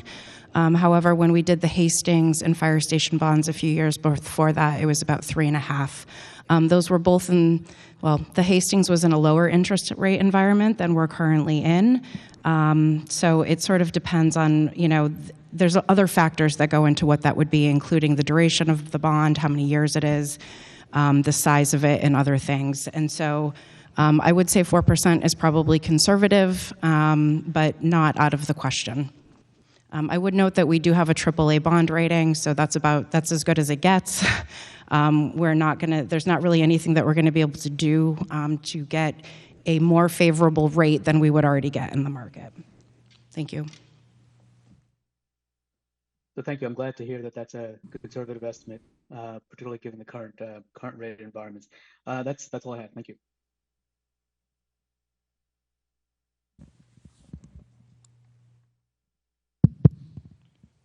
I don't see any other hands raised right now. Lance online. Lance, we have 2 in the room. We'll come back to you in 2. Oh, were you? Whoever was here first. Hello. Letitia Hom, Grove Street, LHS alum. We again request a rendering of Reno ad going up on the existing footprint described in our letter to you dated April 4th, 2024. In summary, 1, 9th grade can be located in the north and northeast pavilion buildings, and 10 to 12th grade can be located in the main building. This cuts walking distance between classes in half while still allowing students to experience the small college campus that has benefited generations. Add a floor to the north and northeast pavilion buildings and to the science pavilion building. Return the original distributed dining concept as it was before the year 2000 reno. Reno Ad going up preserves the excellent siting and design of the campus by the original architects. Our existing design is a two-way throughway with north, south, and east access. Our existing parking shape and layout include quad access from the east parking lot, plus multiple main built entrances allow quick access to the centrally located Gillespie Auditorium and Lord Gymnasium from both sides of campus. The existing LHS at corner of Waltham and Worthen, where Lexpress and MBTA buses stop. This siting is inclusive to families who cannot afford to buy a car for their children and those who want to use public transportation as better for the environment. Your proposals are farther from the Lexpress and MBTA, and the one main entrance issue will create a traffic nightmare. We have experienced the one main entrance problem at other schools such as Bedford, where it took over 35 minutes to exit a concert. We never had these problems in 45 years of going to events at existing LHS. The whole town uses the contiguous open space in the Worthern Road Center Recreation Complex. Splitting it up by forcing a building in doesn't make sense. It will harm the entire town. Reno Ad utilizing the buildings we have is the most ecologically friendly way to go. The Guardian published an article titled, "Global Heating Pushes Coral Reefs Towards Worst Planet-Wide Mass Bleaching on Record." If Lexington is serious about environmental and climate crises and zero waste, the town should not contribute to these problems with unnecessary disruption of good buildings, maximum construction, and massively CO2 emitting processes that will totally eclipse and render meaningless any gains from plastic bottles initiatives. New build will make us worse off pollution-wise than where we were with renovation, so we should either choose Reno Ad or forget about sustainable Lexington. What we're advocating for is similar to Brookline, Mass. Please visit those schools instead of just one design buildings. Thank you. One building design. Thank you. Hi, Nora Finch, 73 Webb Street. I mentioned before on Monday's meeting that I was disappointed that the most recent models all included the smaller field house. And I just wanted to comment that a field house is not just a field house. The different sizes allow for different programming. And so the small field house will not support either the program for the track and field or the number of competitors that are currently in the track and field program, because square footage wise it's basically the same as what's available today, which is already very overcrowded.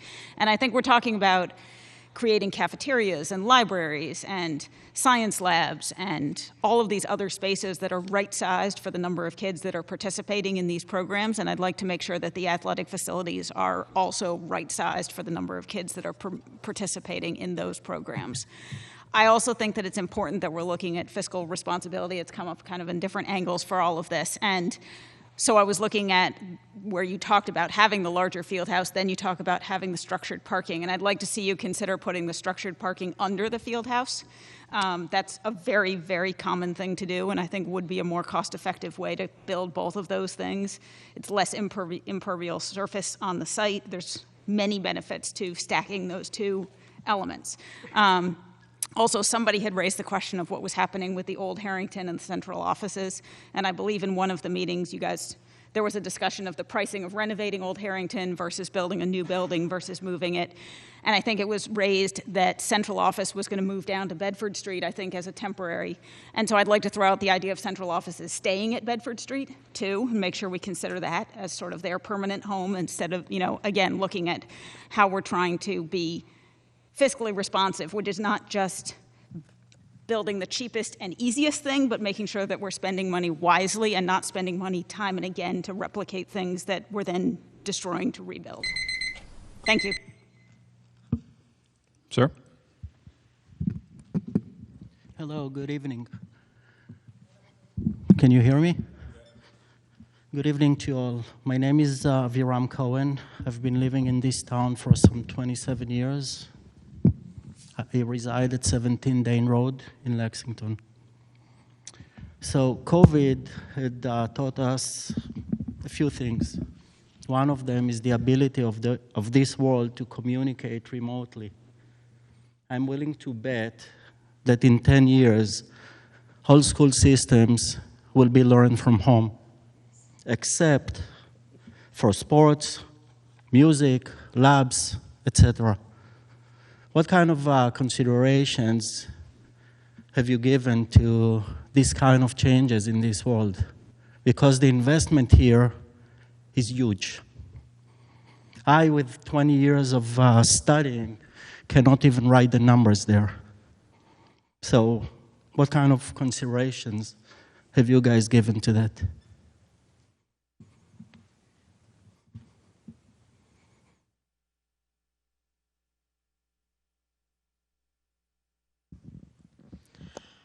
So at this point, we are not considering not housing the students within the new Lexington High School.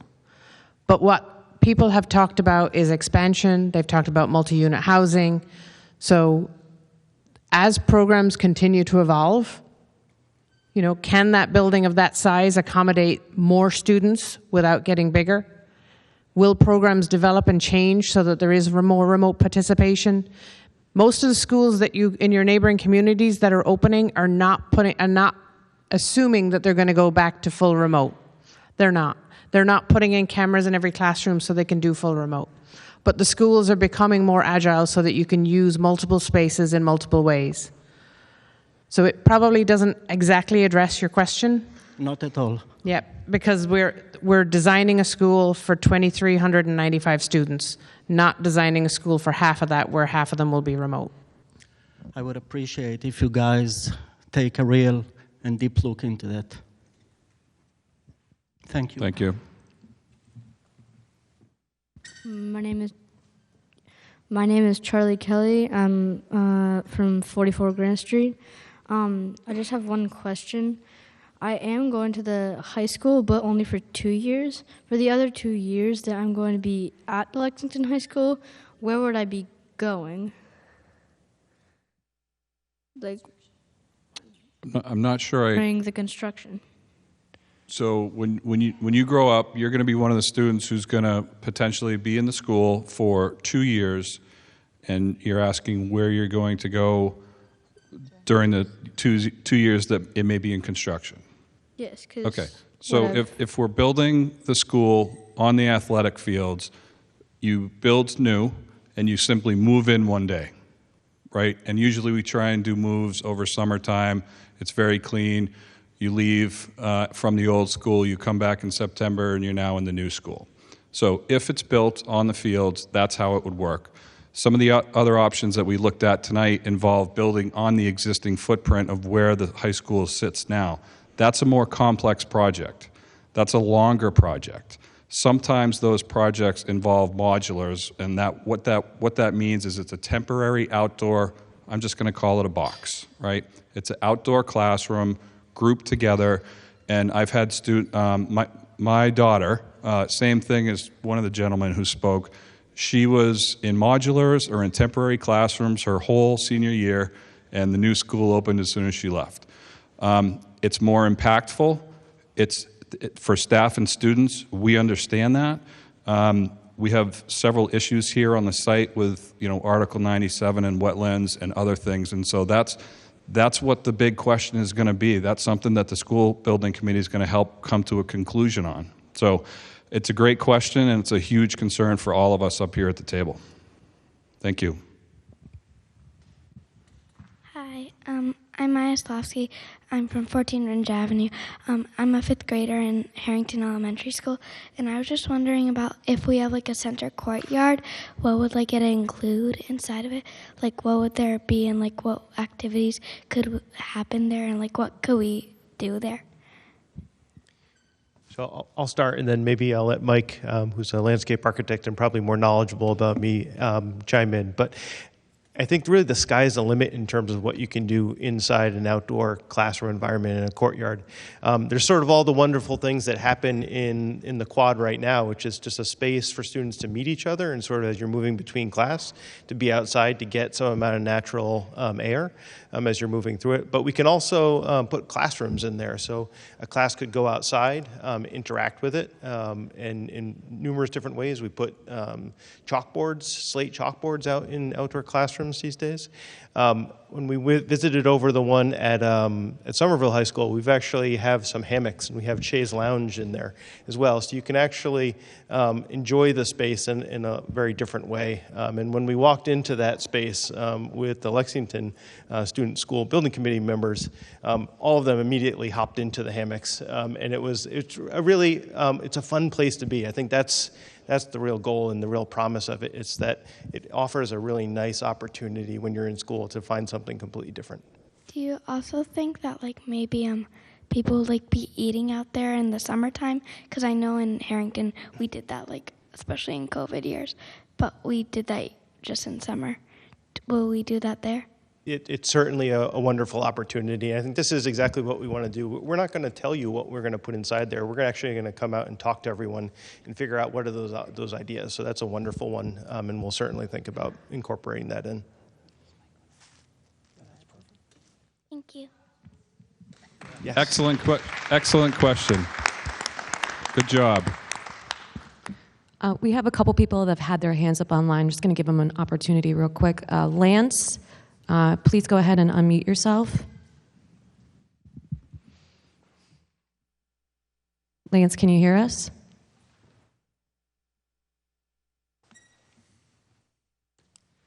It shows that you are unmuted. Lance, can you go ahead and speak? Why don't we come back to him? Yeah, we'll come back to Lance in a moment. He could also type. Yeah, if you do have something, if you're not able to speak, we do have Q&A open on the Zoom. I know that a lot of you have typed in some questions and some comments. It's hard to get through all of the comments as they've been typed in here. What we'll do is also include the Q&A portion within the presentation that gets on the website after tonight.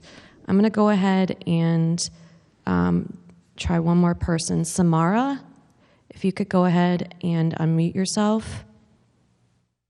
Hello. Good evening, everyone. Thank you for this excellent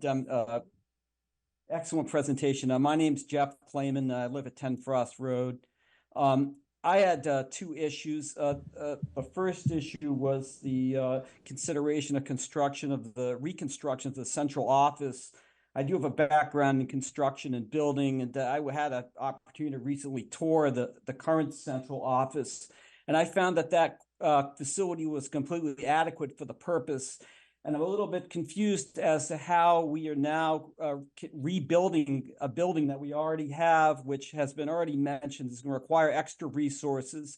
And it's very hard to make a sustainability argument to rebuild a project that's already on the ground, which if there are problems with it, could probably easily be remedied.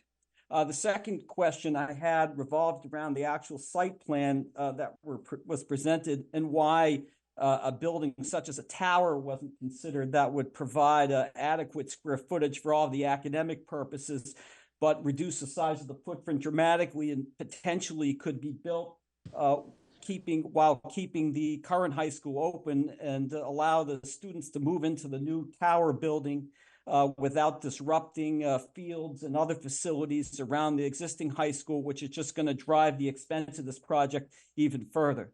So I guess the drive of what I'm saying is I think that several things that are being recommended here. One, the central office, I think, is beyond the scope of this project. And two, I think that given the size of the site, the footprint of the site could be reduced by changing the form factor of the building to reduce costs and reduce impact to the fields. Thank you. I'm going to try to address the central office question because it came up twice. So we have had thorough planning processes. What you should know is the building at 146 Maple Street is about 49,000 square feet. We went through processes with the master planning committee and with other groups. We've also had summits with select board, school committee, appropriation committee, capital expenditures, and had many looks at this problem with many questions asked over the course of well over a year. So the 49,000 square foot building that we currently reside in at central office, which by the way, I love, it's nice and cozy, it's sweet, I don't have any problem with that space, is part of our capital plan, and it was rated an F building in the capital planning process that the town did, the 10-year process. An F building means that it will cost about 17 million, 18 million or so to fix the problems in the building.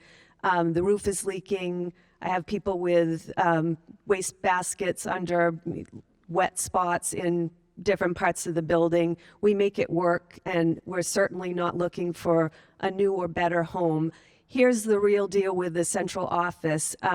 It sits on ball fields that were once talked about for recreational purposes.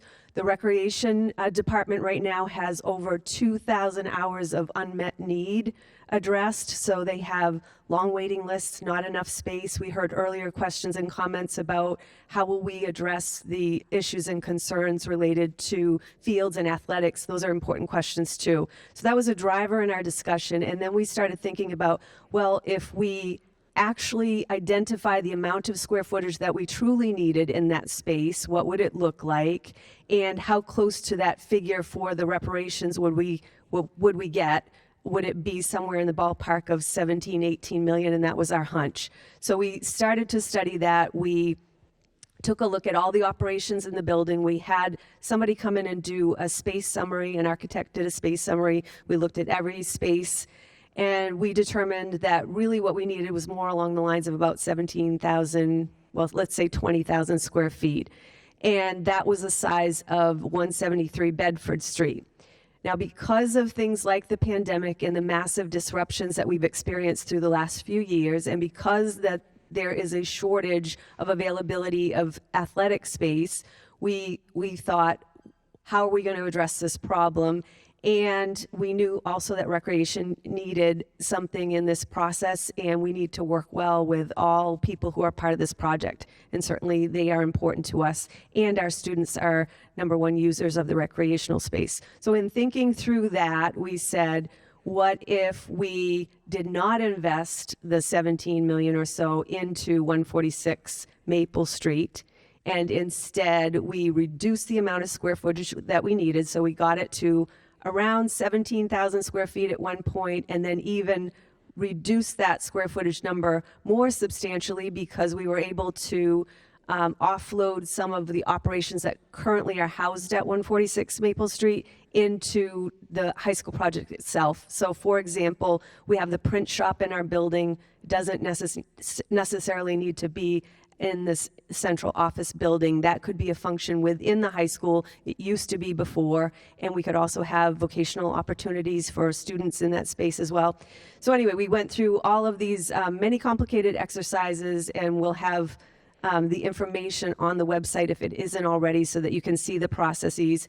We got the number down, and what we learned was exactly what our initial hunch was, that when we reduced that square footage from 49,000 down to a significantly lower number, and we started to compare the costs of the renovation to what it would cost to build new, it was a wash. So what we're able to do in this process is take the 146 Maple Street out of operation, not have to invest $17 million, $18 million into that space, turn that space into ball fields so that we have additional athletic space that students can use while we have the construction of the fields and so forth at the new high school. And we will be at 173 Bedford starting next year. And where we end up is to be determined, because that depends on the outcome of the project. Thanks. Thank you, Julie. I'm going to remind folks we have about 7 minutes left. That may be time for 3. We are going to conclude at 8:30. If there's questions remaining, we ask that you go to the project website. In the top right hand on the home page, there's a Contact Us tab that you can... Could you answer my second question about the building form factor, please? Sir, I think we've spent a lot of time on that. Again, please submit a question through the website if you'd like. If you didn't get the answer you wanted to hear tonight. We have 2 people standing and we are out of time. Sir? Ian Adamson, 33 Hancock Street, retired architect, member of the DAC. Am I correct in thinking that you've eliminated all the 3-story schemes in your preferred options?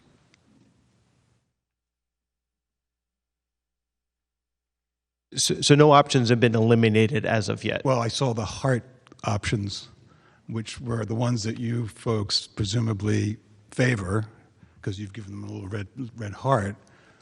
Correct. Is that correct? So I noticed that there were no 3-story schemes. I've designed a lot of science and technology buildings for campuses and universities across the country. Funnily enough, most of them were 3 stories, primarily because our clients didn't want to push kids into elevators for 4 floors, and also the overall scale of the building, and also, you know, getting people out of the 4-story building versus a 3-story building. I would just think it would be unfortunate that at this point in the project, these very, very early days, that no 3-story scheme survives, at least till the next phase, and then you more than free to eliminate it then. But I think it should be thought that maybe one of them should survive for further discussion. Understanding you get more lot coverage and all that sort of stuff, but the overall scale of the building, and we always thought of 3-story building was a walk-up building. 4-story building, you kick people in elevators, and I think that's something that needs to be considered. And then do you increase the number of elevators because you got the extra floor and extra cost and that sort of thing? Okay? Thank you very much. Appreciate it. Don McKenna, 9 Hancock Street. So I have 3 things that I want to say. First of all, we haven't done enough to talk about the Article 97 land today. I heard on the last meeting that I sat on that there's a plan to change the traffic to go from Waltham Street down Park Drive into the neighborhoods there, which, having been part of the prior high school renovation project, that is not a place that we should go. And that's the type of thing that people will vote against the project just because you're intruding on the neighborhood. We have the arterial roads on purpose. And so I think I find that very concerning. The second thing that I want to say is, while I don't have any problem with what Superintendent Hackett said about moving out of the old Harrington and using smaller space, because the school administration, long before she came along, kind of expanded into that space. However, I also think it's a serious mistake to put the school administration building at the high school. It's kind of ended up there because people say, well, where else can we do it so we can do this? And if I remember the numbers correctly, it was something like $20 million to do that. The students, the high school students, are not going to want the school administration building at the high school. Again, another reason for people to vote against a project. But the last thing I want to say is that I was really disappointed that you started out the meeting by basically shutting down conversation about the field house. And I think that, for me, what I've seen in the plans that you've done, they're like 30,000 square feet and 48,000 square feet. There's only one that is the 72,000 square feet, and that's what the programmatic needs are.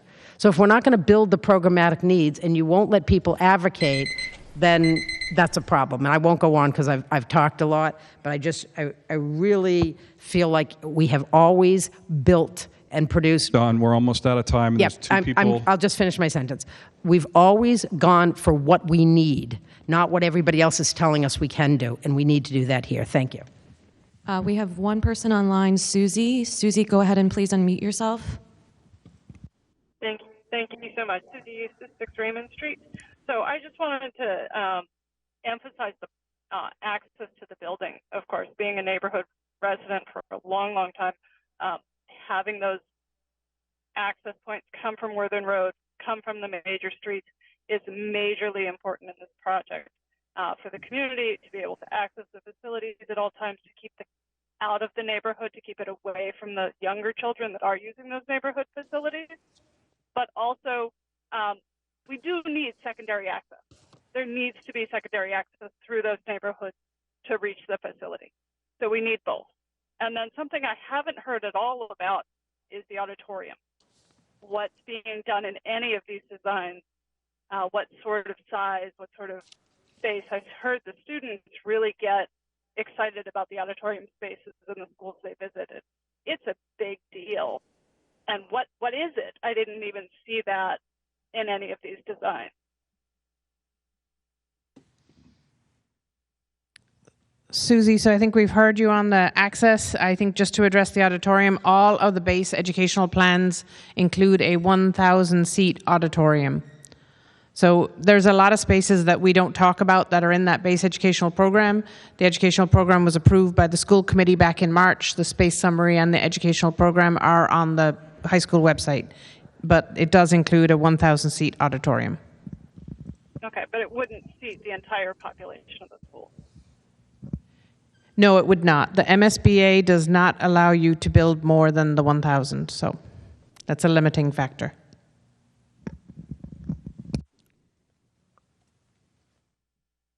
Okay, it's 8:29. Please, go ahead. Vida Batterina, Grove Street. I've been a Lexington resident since 1977, so I've been around here for a while. And as a matter of fact, we have been paying our taxes for many kids that we have not sent to school. Okay, so I would like you to see the face of the other taxpayer. This is the one. We have been silently going through all these, how many overrides and stuff like that. And my question is, can Lexington really afford this huge project? Half a billion? Or whatever number you can put, it's mind-boggling to me. But I really think that at the end of the day, a lot of the kids who have been giving all these presentations, they will not be here anymore. Sure, they want something good also for the next generation, but can we afford it, the taxpayers? So I just want you to see the face of the ones who have been around here, long-term stakeholders who need to be considered, not just the dreams, not just the pie in the sky or wish lists that have been brandished around, you know. Anyway, that's all I have to say. Carolyn, do you want to say anything, or should we take the last person? It's up to you. I mean, at the end of the day, we're trying to take all the stakeholder feedback, and this is why this project will be going to a debt exclusion for people to vote on it. And I would just leave it at that. So thank you. Thank you for your comments. Well, we do have overruns on the project with the police, and we also have towns. Ma'am, we're past 8:30, and we have one person left, please. Thank you. Thank you very much. I appreciate it. Yeah. Sorella Blyman Cohen, 17 Dane Road, also a resident for 27 years. I second this lady's opinion. I also wanted to ask a question to the assistant town manager. The estimates you gave, the $16.99 to $24.12 in terms of the amounts of money, additional taxes for a median house, that is only to cover the basic cost of the school. It doesn't include all the other additions that were suggested. Is that correct? So Scope A, which was the first column on the page for the $601 million project, which was the total cost of that scope of project, that is equal to the $1,699. The scope I, which is at the far right-hand side of the page, which included all of the other add-ons, a field house, a pool, I believe the central admin, all of those other items. The bottom number on that of $2,412, when you add in all of those items, that would be the total project cost. So again, this sheet that we presented was really to sort of get an order of magnitude between the different sort of options. This is not really meant to represent a total cost. This will not be the final. There are many other variables that go into this number, but we did want to sort of provide an order of magnitude on what the base may look like, and then when you add in all of those other options, how that escalates. Thank you. Thank you. Okay, with that, we are going to conclude. If Jacob, I would encourage folks to use Thought Exchange. Thought Exchange is basically like a community meeting that's live for 2 weeks. You can see what each other's thoughts and feelings are, and it's going to be an excellent tool for communication, so we're looking forward to hear what you have to say. And we would really like to thank you for joining us here and spending 2 hours with us, and hope you have a great evening. Thank you.